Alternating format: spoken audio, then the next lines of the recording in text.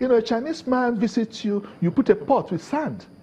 As he's talking, chon, chon, chon, chon, he spits.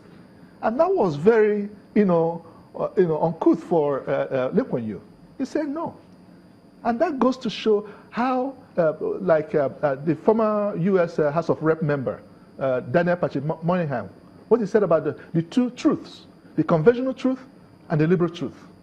And the conventional truth is that leadership or politics is what determines people's progress.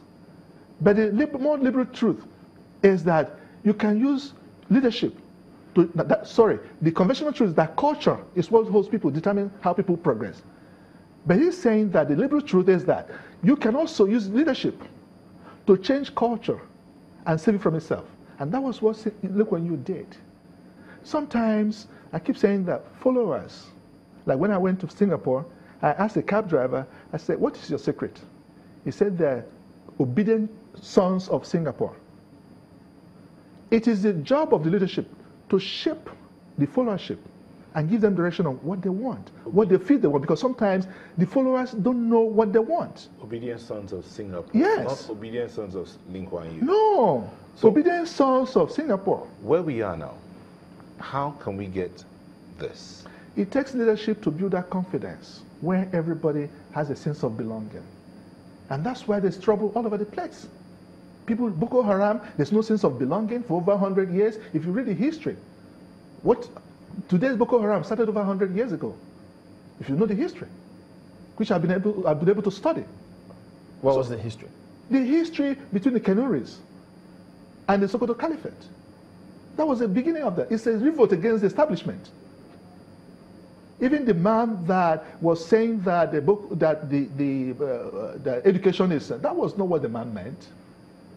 That was not what the man meant. They all went to school. People use education to develop their people. You use your education to oppress the people.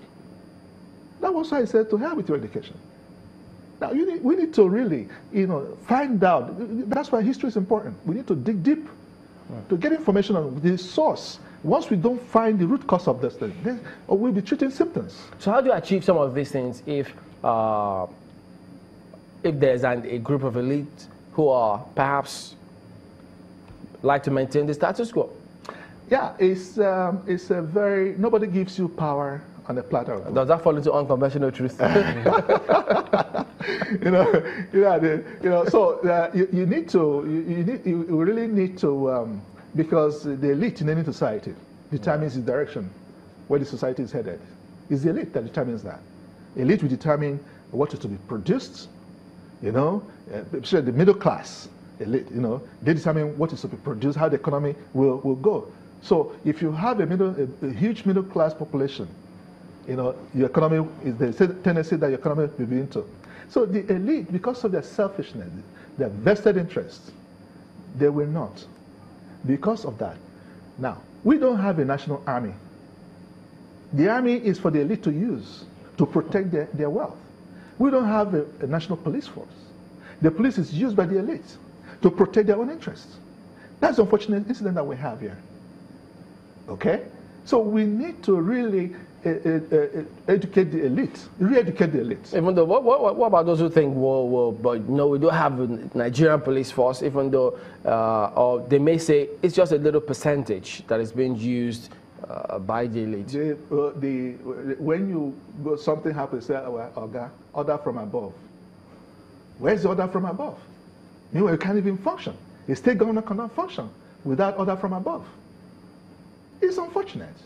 And that's why we keep saying that some of the components of nationhood, we don't have. But some of the schools of thought out there, those who may describe them as being way too much to the right, others think, no, this is too much of the far left, something way too radical. For instance, I remember when, I can't remember who brought the former Georgian president or prime minister, how they sacked everybody in the police force and thought to start again. Now you hear the clamor of, no, give us a brand new constitution. This is not what we want. Yeah. So what model should we adopt in starting from where we are to solve our problems? Do we afford to sack everybody, or what do we do? Well, I have a radical approach. Oh, you're also radical. Yeah, because I say, okay, why don't we crash the whole system? How do you mean? Hand over to the judiciary for a few months. The same judiciary that they accuse of some unscrupulous actions? Oh, yeah, because they also need restructuring too. Hand over temporarily for a few months. Sit down and say, what do we want? You can borrow ideas. People say, okay, confederacy, federalism and all that. I say, no. First of all, evolve the system, then give it a name. Let's see what works for us. Let me give you an example. The judiciary, I mean... No, let me give you an example. In the 60s, apologies, we need to go to break, but we'll be back and take your example in a moment. Join us again. Welcome back.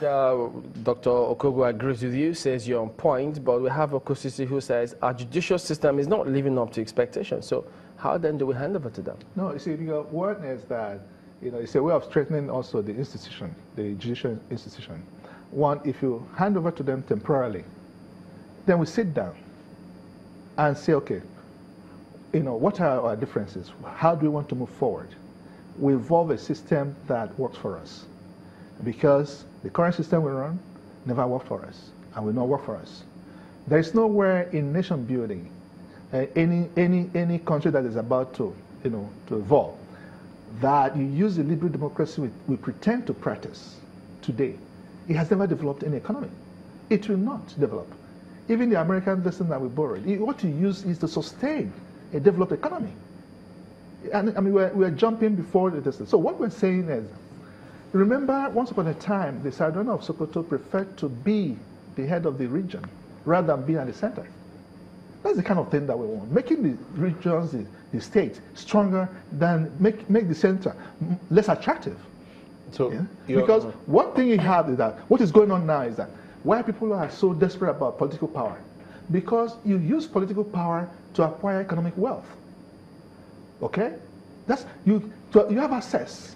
You have unlimited access to economic wealth once you have political power. How is it that, okay, now I want to believe that what you're saying is let's just, the same kind of power the regions had, let the states have it now. But the question now will be, how do you ensure that when that power goes to the state, they won't use that political power to become the lords that that everybody's talking about, devolve powers? Would the state be willing to devolve powers to the local governments? There's no way of knowing that unless if you have checks and balances. But we do have stronger institutions. They are weak.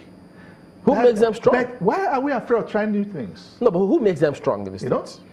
Now, there are things that you have to, in building a strong institutions, there are about 5 things that you need to, 5 pillars and all that. One is that the people are also important. What kind of people do you have in place? Do they have something upstairs? 2, the structure you have. 3, the processes, the systems, and technology. These are things that build institutions.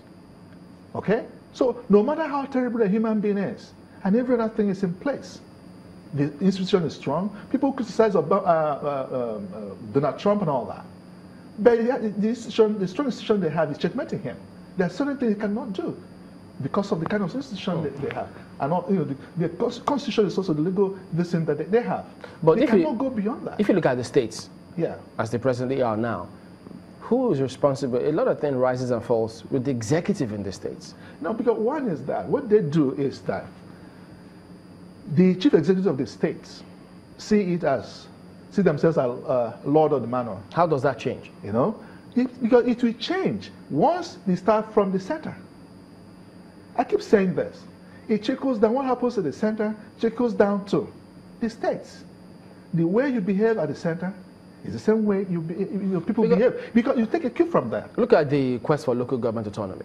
Some states will never want that to happen. And they tell their lawmakers, I don't want this to happen. No, but again, so how do you ask yourself, how did we come about this present local government thing that we have? Why was this local government created for? Was it created for economic proposes to devolve power to the grassroots and also help people to do this. It's not. It's to retirement plan, you know. All right, it's a never-ending debate, really, but unfortunately, we'll have to anchor at this point. Dr. Nweze is an economist of the Pan-Atlantic University. Thank you for coming on this morning. Thank you. Well, that's the show today. We'll keep this going on next week, not to worry. Thank you for watching all the same. I'm Chamberlain Usop.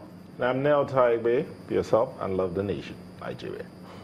Well, don't forget to watch the special on Sunday, which we'll be having. It goes between the hours of 4 to 7 p.m. and you'll be able to have your say as well. Thank you for watching and your contributions. I'm Maokbe Ogun. Should we say happy independence to you? I think it's in order.